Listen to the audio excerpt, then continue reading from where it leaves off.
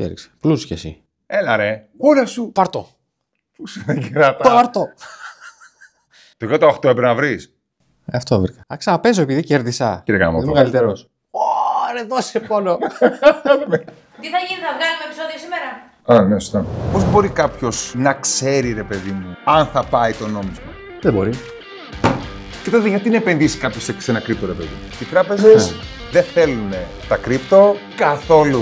Γιατί τις εμπιστεύεται ακόμα τις τράπεζες? Φίλε, η ερώτησή σου προκαλεί. Η ερώτησή σου προκαλεί, αλλά όχι όσο η απάντηση που πρόκειται να πάρεις. Έτσι πιστεύεις? Αμέ. Έχω πιο... Όχι, ποια είναι η λέξη? Πιο ευπροκάλυπτη. Ευπροκάλυπτη. Να λέμε λέξεις οι οποίες υπάρχουν στο λεξιλόγιο. Γιατί? Γιατί όχι? Γιατί ο κόσμος εδώ πέρα φτιάχνει καινούριες, μπρο. Λοιπόν, έχω προετοιμαστεί full για αυτό το επεισόδιο, γιατί λάβαμε ένα πάρα πολύ ωραίο σχόλιο για το πρώτο που αναβάσαμε στο YouTube, το οποίο χτύπησε νεύρο. Το σχόλιο έλεγε λοιπόν το εξής: οι επενδύσεις είναι παρεξηγημένες σε Ελλάδα και Κύπρο. Και θα συνεχίσω λέγοντας το εξής: εκτός καν τις επενδύσεις μας τις αναλαμβάνουν οι τράπεζες. Έλα, είναι κανόνας αυτό. Κάποιος φοβάται να πατήσει το κουμπί και λέει θα τα δώσω στην τράπεζα και να μου το πατήσει αυτό το κουμπί. Ισχύει. Όπως η Kim Jong-un. Γενικά έχει τους γονείς μας κυρίως, ρε παιδί μου, ότι οι τράπεζες καλό πράγμα και... Καλό πράγμα. Κρατάνε τα λεφτά σου από τους κλέφτες και δεν σε κλέβουν και να θα έχεις σωστό. Κοίτα, οι τράπεζες είναι όχι το κογκλήφι. Δεν είναι το κογκλήφι. Όπως είπαμε, το κογκλήφι είναι λίγο πιο ξεκάθαρη σε αυτό που δίνουν. Okay. Σου λέει, εγώ θα σου δώσω 10.000 και θέλω 15 το μήνα, 15% το μήνα. Ξέρεις. Έτσι και δεν δώσεις τα 10.000 στο τέλος του μήνα, μετά θα σου λείψει κάποιο χέρι, κάποιο πόδι, κάποιο δεν ξέρω τι. Okay. Δεν έχω μπλέξει, αλλά έχω μπλέξει με τράπεζα. Από την εμπειρία μου λοιπόν, γενικότερα ο κόσμος προτιμάει μάλλον εμπιστεύεται τις τράπεζες, γιατί έχει περάσει λοιπόν ένας αναγενιά τέλος πάντων, ότι οι τράπεζες σου παρέχουν την ασφάλεια και τη συντηρητικότητα την οποία θέλεις. Θα μιλήσω για το σχόλιο που ανέβασε ένα παλικάρι στο YouTube. Είναι ότι ο κόσμος θεωρώ ότι βλέπει όλο το κομμάτι των επενδύσεων αρκετά περίπλοκο. Και όταν λοιπόν παρέχεται πάρα πολύ πληροφορία. Ναι, είναι, αλλά δεν χρειάζεται να είναι έτσι. Γι' αυτό και ο σκοπός του CoinFlip είναι λίγο να λύσει λίγο αυτούς τους γόρδιους δεσμούς των επενδύσεων και να λύσει τέλος πάντων ότι δεν είναι τόσο περίπλοκο, αρκεί να έχεις κάποια βασικά στάνταρ. Όπως είπαμε και στο πρώτο επεισόδιο, είναι καθαρά θέμα mindset. Ωραία. Επειδή λοιπόν μοιάζει περίπλοκο, ο κόσμος φοβάται να μπει σε αυτή τη διαδικασία. Φοβάται να μπει σε καταστάσεις τις οποίες δεν ξέρει. Επειδή λοιπόν μοιάζει περίπλοκο, τι κάνουνε? Πηγαίνουνε στο μοναδικό φορέα, ας το πούμε φορέα, που ξέρουν γιατί πηγαίνουν πάρα πολύ συχνά, που είναι οι τράπεζες. Ναι. Όπου τους παρέχουν αυτή την πληροφορία. Την πληροφορία και την επένδυση. Κάτι έχει γίνει τώρα. Έχουν βγάλει τους μισούς κισέδες από ό,τι έχω καταλάβει. Έχουν κλείσει τα μισά από καταστήματα. Πλέον μπορείς να εξυπηρετήσεις μόνο σε ATMs. Κοίταξε, τις προάλλες που πήγα για να κάνω μια δουλειά, έπρεπε να κλείσω ραντεβού στην τράπεζα και δεν είχε κισέ. Απλά πήγαινες, δήλωνες μέσα από το application της τράπεζάς σου τι θες να κάνεις, έκλεινε το ραντεβού και πήγαινες, με περίμενε ένας υπάλληλος εκεί πέρα. Έχει booth με τραπεζάκια και καρεκλίτσες και καναπεδάκια, όπου κάτσε εκεί πέρα, έχει το τύπος λοιπόν ένα λάπτοπ και κάνετε ό,τι χρειάζεται να κάνετε. Είναι ωραίο, είναι πολύ φιλικό γενικά. Απλά δεν είναι πολύ εύκολο για τους μεγάλους ανθρώπους. Σίγουρα δεν θα είναι. Για τους ηλικιωμένους που δεν ξέρουν τα application, δεν ξέρουν τι να πατήσουν, που να μπουν κτλ. Εντάξει, η αλήθεια είναι αυτή. Πάντα οι μεγαλύτερες γενιές έχουν θέμα με την τεχνολογία, αλλά η τεχνολογία προχωράει. Καλώς ή κακώς. Πρέπει να υπάρχουν βήματα από τα παιδιά. Το ρώτησα αυτό και μου είπανε ναι, το φτιάχνουν, το σου λιπώνουν. Όχι. Δεν αμφιβάλλω πολύ. Το θέμα για τις τράπεζες λοιπόν είναι επειδή ο κόσμος πηγαίνει εκεί πέρα, γιατί νομίζω ότι είναι κάτι απλό, ρε παιδί μου. Πάει, αφήνει τα λεφτά του και αφήνει το κεφάλι του ήσυχο. Οπότε λοιπόν δεν έχει καμία πολυπλοκότητα όλο αυτό το κομμάτι. Στο τέλος λοιπόν φοβούνται τις επενδύσεις, γιατί ναι, δεν ξέρει ο κόσμος τι συμβαίνει, ναι, το βλέπουν πάρα πολύ πολύπλοκο και μαθαίνουν πάντα τα κακά μαντάτα. Δεν θα μάθει κανένας ποτέ. Δεν θα πάρω κανένα τηλέφωνο και θα πω: έλα, μεγάλε, μόλις έβγαλα 300% σε 2 χρόνια από την επένδυσή μου. Αλλά θα μάθουνε και θα το ποστάρω εγώ κάπου και θα πω ότι αυτή η επένδυση εμένα με κατέστρεψε οικονομικά. Ωραία. Άρα λοιπόν ο κόσμος μαθαίνει πάρα πολύ τα κακά μαντάτα, το φοβούνται, γι' αυτό και φοβούνται το bitcoin, φοβούνται το χρηματιστήριο, φοβούνται τα πάντα. Αλλά η τράπεζα είναι κάτι το οποίο τους παρέχει μια ασφάλεια. Και δεν ξέρω γιατί όμως. Γιατί δεν βλέπουν τι γίνεται με τα λεφτά τους. Γι' αυτό. Αν ξέρανε, Μανώλη, οι άνθρωποι τι κάνουν οι τράπεζες με τα λεφτά τους όταν τα πηγαίνουν εκεί πέρα και τους λένε πάρτε τα, δώστε μου σε 5, 6, 7 χρόνια 1, 2, 3, 5% ανάλογα με το πακέτο. Αν ξέρανε τι κάνουν αυτοί οι άνθρωποι με τα λεφτά τους, θα παθαίνανε συγκοπή το πρώτο λεπτό. Προφανώς. Γιατί η τράπεζα αυτό που κάνει, και καλά κάνει και το κάνει και μπράβο τους, γιατί τα δίνει αυτά τα λεφτά στον κόσμο πίσω, παίρνει τα λεφτά, τα σπάει σε χιλιάδες κομμάτια, τα επανεπενδύει, βγάζουν περιουσίες ολόκληρες και στο τέλος σου λένε Ή τι τα σου είχα πει. δανείζει. Ή τα δανείζει, ναι, και στο τέλος σου λένε τι σου είχα πει 5%. Πάρε 3. Πάρε. Γιατί μπορώ. Γιατί μπορώ, γιατί είναι η τράπεζα, ρε παιδί μου. Και πες μου και ευχαριστώ, σε παρακαλώ πάρα πολύ. Ευχαριστώ, τράπεζα. Γιατί κανένας δεν σου δίνει 3% σε 7 χρόνια. Όχι. 3% το χρόνο για 7 χρόνια. Κοίταγα λίγο πριν έρθω εδώ πέρα τα επιτόκια των τελευταίων 60 χρόνων. Ναι. Τα τελευταία 2 χρόνια δίνει 0,42-0,45 είναι ο μέσος όρος. Οκ. Για κλειστά κεφάλαια λες, Μιλάω, ναι, για καταθέσεις στις τράπεζες. Οκ. Αυτό μάλλον αφορά το κομμάτι των πληθυσμιακών καταθέσεων. Είναι ένα από τα πρώτα Οι είδη. θεσμιακές δίνει ένα τσακ παραπάνω, 0,75, κάτι τέτοιο. Α, εκεί είναι, ναι. Okay. Γιατί εγώ είχα ψάξει για τα αμοιβαία κεφάλαια, που είναι μια άλλη μορφή επενδύσεων, όπου τα πας και τα κλείνεις, αλλά συμβουλεύεσαι και έναν αναλυτή, τέλος πάντων, έναν πιο εξειδικευμένο. Υπάρχει ένα σύμβουλο οικονομικό. Ένα σύμβουλο, μπράβο, αυτή είναι η λέξη που ψάχνα. Και σου λέει ακριβώς τι θα κάνει και ανάλογα με το ρίσκο επιλέγεις. Τα αμοιβαία κεφάλαια δίνουν κάτι παραπάνω, ανάλογα με το ρίσκο που θες εσύ να. Σωστά. Επομιστείς, τέλος πάντων. Ο εκάστοτε σύμβουλος θα πάρει από σένα κάποια χρήματα, θα πάρει από τον άλλο κάποια χρήματα, θα φτιάξει ένα καλαθάκι από διάφορα χρήματα και θα τα επενδύσει σύμφωνα με το. Σωστά.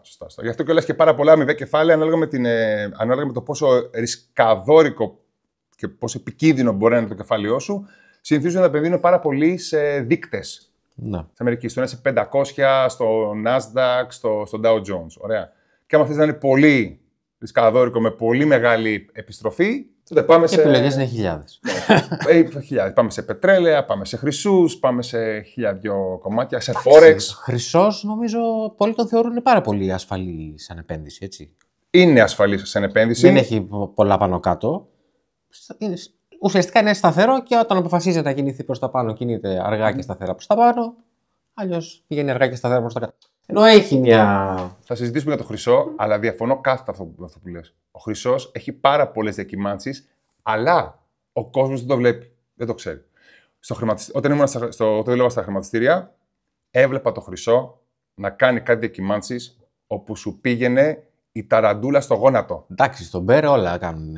Καλά, ναι. Αλλά γενικότερα ενώ έχει κάνει ένα πολύ ωραίο ναι, τώρα, τα τελευταία, αν δεν κάνω λάθος, από το 8, κάπου εκεί, το οποίο είχε φτάσει στα 2.000, μετά έκανε μια βουτιά, ξανά φτάσει στα 800 και τώρα ξανά φτάσει στα 2.000 και συνεχίζει. Έχει πάει, το θυμάμαι τελευταία φορά στο 2.600 το χρυσό. Θα κοντέψει στα 4 ο χρυσός. Το πιστεύεις? Η εκτίμηση είναι αυτή, δεν είναι επενδυτική συμβουλή σε καμία περίπτωση. Υπάρχουν τώρα οι καταστροφολόγοι, αυτοί που κάνουν τις διάφορες συνωμοσίες, οι οποίοι σύμφωνα με τα TIA, ρε παιδί μου, του παρελθόντος, τις αναλύσεις του παρελθόντος, έτσι, έχουν καταλήξει ότι κάθε 18 χρόνια υπάρχει μια μεγαλύτερη κίνηση ανωδική προς χρηματιστήρια, ακίνητα, γενικότερα ό,τι μορφή επένδυση μπορεί να σκεφτείς. Φτάνει στο πικ του και μετά στα 18 χρόνια ξεκινάει η καταστροφή, θα πέσουν όλα, θα πεθάνουμε όλοι και τέτοια. Εντάξει, έχει μια βάση. Άμα κάτσεις να το μελετήσεις, ρε παιδί μου, τι είχε γίνει στο παρελθόν και. Αλλά σε κάθε περίπτωση, ρε παιδί μου, ό,τι καταστροφή και να γίνει. Δηλαδή, είδαμε και τον κορονοϊό έτσι πριν μερικά χρόνια. Τα πάντα έπεσαν 50% το χρηματιστήριο. Έφτασε. Όταν το πετρέλαιο πήγαινε στο 0. Το ζήσα. Ήμουν μέσα. Θυμάμαι κάπου είχα δει στο Ιράν σε κάποια φάση ένα βενζινάδικο το οποίο πουλάγε τη βενζίνη 4 λεπτά το λίτρο. Και τώρα έχει 1,80. Στην Ελλάδα. Στο Ιράν μπορεί να έχει τώρα 20 λεπτά, ας πούμε.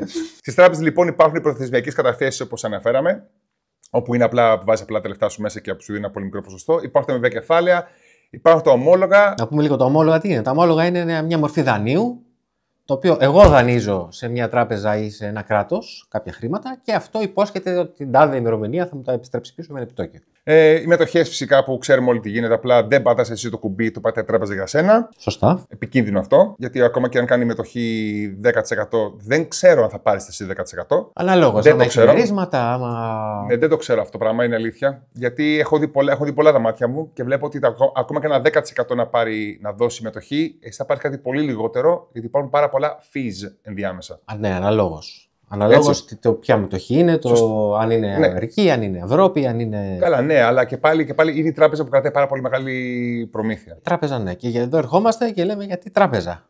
Γιατί τράπεζα. Υπάρχουν άλλες λύσεις. Υπάρχουν πάρα πολλές λύσεις. Ας πούμε, παιδιά, υπάρχουν πάρα πολλές λύσεις. Ναι. Απλά στα θετικά της τράπεζας είναι ότι κατά κάποιο τρόπο σου εγγυώνται την επιστροφή του κέρδους. Του δίνουν το κέρδος αυτό. Δηλαδή, μα σου πει η τράπεζα ότι θα μου δώσει τα λεφτά σου για 7 χρόνια και θα σου δίνω ένα 2% ή 1% ή 1,5% το χρόνο, θα τα πάρεις. Ωραία. Λες τώρα για κλειστές καταθέσεις. Για κλειστές καταθέσεις ή για προθεσμιακές ή για μεβαία κεφάλαια, οτιδήποτε θα τα πάρεις. Δηλαδή, πολύ σπάνια η τράπεζα θα πρέπει να γίνει πολύ μεγάλο κράχ για να μην τα πάρει. Θα πρέπει ή να κλείσει. Ή να γίνει ό,τι έγινε με τα capital control στο 2015 στην Ελλάδα. Έτσι. Δεν υπόσχονται μεγάλα ποσοστά. Δεν ξέρουν πάνω κάτω τον πληθυσμό. Ξέρουν να το δώσουν γι' αυτό. Και στα κατά είναι ότι αν χρειαστείς εσύ λεφτά από εκείνο το κεφάλαιο μέσα στη χρονική περίοδο που τα έχεις κλειστά μες στην τράπεζα, η τράπεζα θα σου δώσει ένα πέναλτι. Ανάλογα με το πόσο τα έχεις βάλει, ανάλογα με το πόσο χρόνο τα έχεις κλείσει μέσα. Αυτά θα πρέπει να πούμε και στον κόσμο, να ξέρει ο κόσμος, ότι αυτές τις μικρές λεπτομέρειες θα πρέπει να τις προσέχουν όταν πάνε σε μια τράπεζα να κλείσουν τα λεφτά τους. Γιατί αυτά είναι πάρα πολύ μικρά λεπτά γράμματα, τα οποία δεν τα βλέπει το γυμνό μάτι, να το πω έτσι. Και υπάρχουν και πάρα πολλές κρυφές χρεώσεις. Άπειρες κρυφές χρεώσεις, γιατί η τράπεζα είναι μια υπηρεσία η οποία μας παρέχει με μια ασφάλεια, δεκτό. Εγώ μπορώ να δώσω τα λεφτά μου και να πάρω μια επιστροφή καλή, αλλά στο τέλος της ημέρας σκοπός της είναι να βγάλει. Όχι να σε κάνει πλούσιο. Δεν είναι εθελοντές οι άνθρωποι. Μπράβο. Τη δουλειά τους οι κάνουν. τράπεζες γι' αυτό φτιάχνονται, για να παίρνουν λεφτά. Προφανώς. Και άμα εσένα σου δώσουν 1% το χρόνο για 7 χρόνια, πέσει ένα 7-8%, γιατί πάει εκθετικά. 7 βγάλουν 50, 100, 200, 500%, έτσι. Αλλά τι γίνεται όταν κοκκινίζουν όλα τα δάνεια που έχει μια τράπεζα, ξαφνικά αυτή η τράπεζα πτωχεύει και ένα κράτος αποφασίζει να τη σώσει για να μην πτωχεύσει. Ένα παρόμοιο είχε γίνει και με τους Lehman Brothers το 2008. Φυσικά, το 8. Στην Αμερική. Λίγο πριν το κράχ, την κρίση του 2008, που ακόμα κρίση τη λέμε. Που να πούμε εδώ ότι η κρίση, παιδιά, είναι ένα μικρό χρονικό διάστημα το οποίο τα πράγματα δεν πάνε καλά. Τώρα εδώ πέρα το να λέμε κρίση κάτι που έγινε πριν από 15 χρόνια, νομίζω δεν είναι κρίση, είναι κατεστημένο. Κοίταξε, άμα πάρουμε τώρα την κρίση, θα κάνω μια μικρή παρένθεση. Νομίζω ότι και η κρίση στην Ελλάδα τότε, να το πούμε λίγο και να φύγει από τη μέση. Ήταν μεγάλη, εντάξει. Ήταν μεγάλη, αλλά νομίζω ήταν πιο πολύ επικοινωνιακή παρά οικονομική. Από την εμπειρία μου και μόνο το λέω. Ήτανε. Ωραία. Ναι, μεν οι τράπεζες είχαν πρόβλημα, γι' αυτό και τα capital controls, γι' αυτό και αυτό, αλλά ήταν μεγαλύτερη η κρίση στην επικοινωνία που το μαθαίναν ο κόσμος και τρομοκρατήθηκε παρά οικονομική, γιατί ξέρω και πάρα πολλές επιχειρήσεις οι οποίες άνθησαν εν μέσω της κρίσης. Σίγουρα. Πάντα σε μια κρίση υπάρχουν αυτοί που εκμεταλλεύονται την κρίση για να φτιάξουν το επόμενο βήμα. Σωστά. Αλλά μέσα στην κρίση άπειρες εταιρείες πτωχεύσανε, άπειρες εταιρείες κλείσανε και άπειροι άνεργοι βρεθήκαν στον δρόμο. Έτσι. Είχε σοβαρό οικονομικό αντίκτυπο και στην Ελλάδα. Με μπερδεύει λίγο με τις τράπεζες, γιατί βλέπω ότι η άποψή σου για τις τράπεζες είναι μία συν, μία πλην. Και εμένα, την προηγούμενη φορά μας είπες ότι για τις τράπεζες που τις χαρακτήρισες, που την έβαλε στην ίδια κατηγορία με εκείνους που δανείζονται, και μετά μας είπες ότι είναι καλή. Ήταν λάθος. Δεν είναι το κογκλήφι η τράπεζα. Καρτέλ έχουν φτιάξει. Αλλά το κογκλήφι δεν είναι. Δεν θα το αναλύσουμε τώρα γιατί έχουν φτιάξει τράπεζες καρτέλ. Μπορούν να δουν τα παιδιά ένα εξαιρετικό βίντεο που έχει κάνει ο Κοσμάς ο Μαρτινάκης από τον Greekonomics. Μπορούμε να βάλουμε και το link από κάτω. Να το δείτε όσοι δεν το έχετε δει. Είπες λοιπόν αυτό για τις τράπεζες την περασμένη φορά. Και μετά μας έδειξε το βιβλιάριο της μητέρας σου που είχε αφήσει τα λεφτά της μέσα για 27 χρόνια και είχαν ανατοκιστεί, θυμάμαι, νομίζω 4 δραχμές. Και ανέβηκε, είχε ανατοκιστεί 210.000%. Ναι, όντως. Λύσε λίγο αυτό το κοροϊδισμό, γιατί εγώ μπερδεύτηκα. Οπότε γιατί λέω ότι είναι κακές τράπεζες, ενώ ξαφνικά σε 27 χρόνια πήραμε το 210.000%. Δεν είπες ότι είναι κακές, είπες ότι υπάρχει αυτή η πλευρά και υπάρχει και άλλη, έτσι. Αυτό που λέγαμε και την προηγούμενη φορά, δεν το αναλύσαμε, είναι ότι εκείνη την εποχή λίγο πριν τη μεταπολίτευση ξεκίνησε, αλλά μετά τη μεταπολίτευση, μετά το 1973 δηλαδή, η χώρα λόγω των όλων αυτών που είχε περάσει, παγκοσμίους, εμφύλιους, δικτατορία και όλα αυτά, άρχισε να δανείζεται περισσότερα χρήματα. Ναι. Δανειζόμενοι λοιπόν, δανειζόμενοι, ξαφνικά ο πληθωρισμός άρχισε να ανεβαίνει, γιατί όποτε τυπώνεις, ο πληθωρισμός ανεβαίνει, όπως βλέπουμε τα αντίκτυπα του κορονοϊού αυτές τις μέρες, δηλαδή αυτή την εποχή, ο πληθωρισμός που δεν σταματάει ποτέ είναι αυτό. Επειδή κάποιος τύπωσε, παιδιά, τύπωσε πολύ χρήμα. Με λίγα λόγια, άμα τυπώσεις 100% των χρημάτων που υπάρχουν σήμερα, ξαφνικά οι τιμές θα πρέπει να διπλασιαστούν για να έχουν πάλι μια 1 προς 1 αναλογία. Οπότε λοιπόν, εκείνη την εποχή του τυπώματος, το επιτόκιο, όπως σου είχα πει, τα κοίταξα λίγο τα επιτόκια και αυτά, είχαν κάποια φάση φτάσει το 15, το 18, το 21, το 23 και το 28,9% σε κάποια φάση. 28,9%. Ετησίως. Ναι. Κάθε μήνα έβγαινε το επιτόκιο. Ναι. Κάποιο μήνα μέσα εκείνη τη χρονιά που ήταν 28,9%. Υπήρχε αν δεν κάνω λάθος, το Δεκέμβρη του 1990, ένας μήνας που έδινε για προθεσμιακή 7 ημερών 53%. Γεννηθήκαμε σε λάθος εποχή, σε λάθος χώρα. Δεν είναι. Έλα μωρέ τώρα, 25% κέρδος είναι δυνατόν. Ναι, γιατί σου έδινε 28,5%, αλλά ο πληθωρισμός δεν με 31%. Οπότε πάλι 2% είναι ουσιαστικά η χασούρα σου. Απλά σου δίνει και ένα μεγάλο επιτόκιο πίσω για να μην πεις ότι πού πήγαν τα λεφτά μου ξαφνικά και τα χάσα όλα. Okay. Λοιπόν, εγώ έκανα μια ερώτηση στο Λίο, στο ChatGPT, το οποίο αποφάσισα να το αλλάξω όνομα, ναι, και να το ονομάσω Flipper. Επειδή δεν ακούει Λίο. Όχι. Επειδή έγινε Δελφίνη. Από το Coin Flip. Από το Coin Flip θα το ονομάσω Flipper για να μας λύσει κάποιες απορίες. Και ρώτησε λοιπόν τον Flipper. Flipper, κάποιοι εμπιστεύονται τις τράπεζες και κάποιοι όχι. Βλέπεις, τον πάω λίγο δεξιά-αριστερά, μην μου πει κάτι καλό ή θετικό. Ωραία. Εσύ θα εμπιστευόσαι τις τράπεζες για να επενδύσεις τα λεφτά σου? Και μου απαντάει. Καλή ερώτηση. Οι τράπεζες είναι ασφαλείς σε κάποιο βαθμό, αλλά προσωπικά δεν θα βασιζόμουν αποκλειστικά σε αυτές τις επενδύσεις. Ο λόγος. Χαμηλές αποδόσεις, γιατί οι περισσότερες τραπεζικές επενδύσεις, όπως προθεσμιακές καταθέσεις ή συντηρητικά αμοιβαία κεφάλαια, έχουν χαμηλές αποδόσεις σε σχέση με άλλες επιλογές. Υπάρχει, λέει, περιορισμένος έλεγχος. Όταν επενδύσεις μέσω τράπεζας, ουσιαστικά δίνεις τα χρήματά σου σε διαχειριστές που αποφασίζουν για σένα. Οπότε, αν τα πράγματα πάνε στραβά, δεν μπορείτε να δράσεις άμεσα. Υπάρχουν κρυφές χρεώσεις και προμήθειες, που σου είπα και πριν, γιατί οι τράπεζες δεν είναι φιλανθρωπικά ιδρύματα. Παίρνουν προμήθειες από τις επενδύσεις σου, μειώνοντας το καθαρό σου κέρδος. Και υπάρχουν, λέει, περιορισμένες επιλογές. Δεν έχουν την ίδια ποικιλία επενδύσεων που θα βρει σε μια ελεύθερη αγορά, όπως, δεν το παγώ αυτό, κρυπτονομίσματα, real estate και ιδιωτικές επενδύσεις. Κρυπτονομίσματα, δεύτερο επεισόδιο. Real estate έχουμε ετοιμάσει ήδη επεισόδιο. Και ιδιωτικές επενδύσεις θα είναι ένα από τα επόμενα, το οποίο είναι πάρα πολύ αγαπημένο μου. Ωραία. Λέει, αν επρόκειται να επενδύσω, πιθανότατα θα χρησιμοποιήσω τις τραπεζές μου μόνο για χαμηλού ρίσκου επενδύσεις. Κρατικά ομόλογα, ασφαλιστικά προγράμματα, αλλά θα αναζητούσα μεγαλύτερες αποδόσεις αλλού. Σε μετοχές, κρύπτο, real estate και startups. Ωραία. Σε γενικές γραμμές, αυτό που λέει ο Flipper, θα αρέσει το όνομα. Μ' αρέσει το όνομα, ναι. Γιατί όχι. Μου θυμίζει λίγο Δελφίνη, αλλά δεν πειράζει. Δεν πούμε Flip. Πες το όνομα πώς θα... Να κάνω μια βάφτιση. Κάνε τον Φίλιπ. Φίλιπ. Με F όμως μπροστά. Σωστά.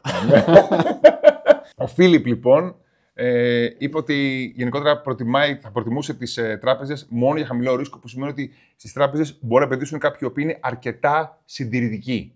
Εκείνοι φοβάται να πάρουν μια αλφαευθύνη και εγώ το σέβομαι απόλυτα. Θα συμφωνήσω, γιατί και οι περισσότεροι από αυτούς είναι άνθρωποι που δεν έχουν ιδέα, δεν το έχουν ψάξει.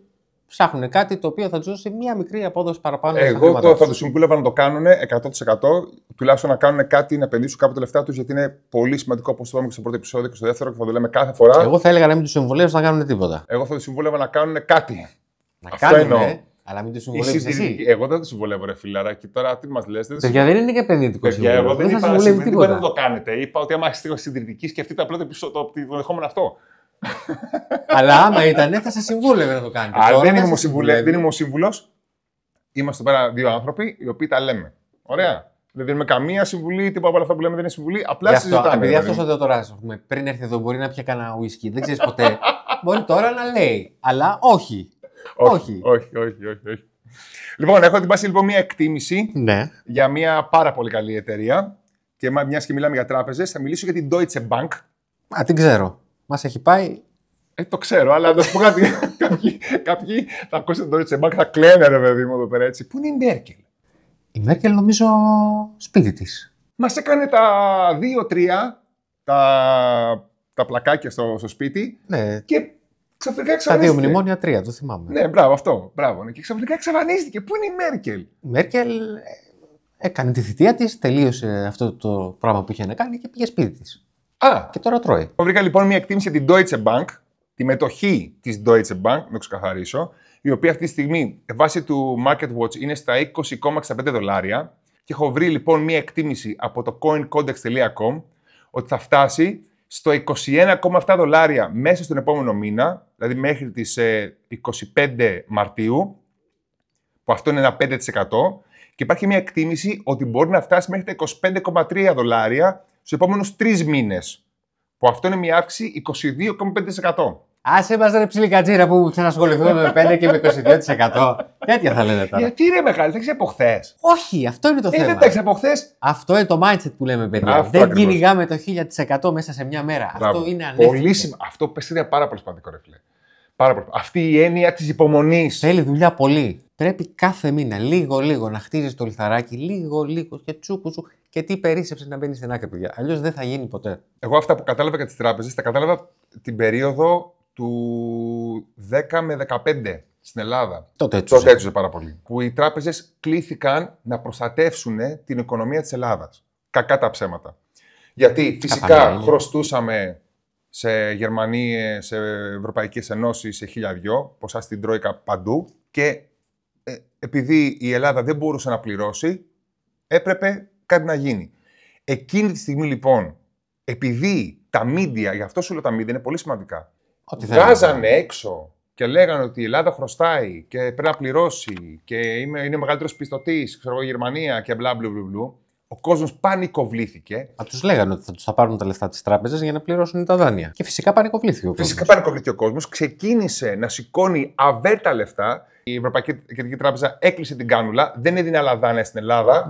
Οπότε λοιπόν, άμα ο Έλληνας πήγαινε και σήκωνε λεφτά από την τράπεζα, αυτό που έκανε ήταν έβγαζε λεφτά από τις τράπεζες χωρίς να υπάρχουν άλλα λεφτά μέσα. Δεν υπήρχε να το αντικαταστήσει αυτό το χρήμα. Γιατί για κάθε ευρώ καταθέσεων που έχει μια τράπεζα υπάρχουν 9 φορές αυτό το ποσό που έχει δοθεί έξω σε δάνεια, χωρίς να υπάρχει αντίκρισμα. Ναι. Είχαν κλείσει τις κάνουλες για λεφτά να μπουν άλλα μέσα στην Ελλάδα.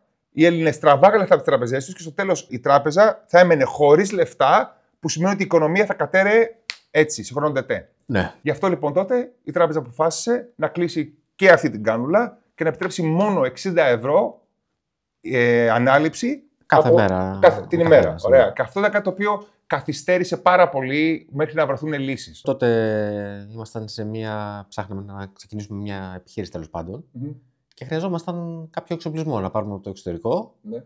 Και ενώ το ψάχναμε, ποιο μηχάνημα θα πάρουμε και το αποφασίσαμε και βρήκαμε τέλος πάντων και τι θέλουμε, ξαφνικά μας κλείνουν τις τράπεζες και δεν έχουμε τρόπο να στείλουμε χρήματα να πάρουμε τα μηχανήματα. Εκεί πέρα η τράπεζα όμως μπορώ να πω ότι μας προστάτευσε κατά κάποιο τρόπο. Δηλαδή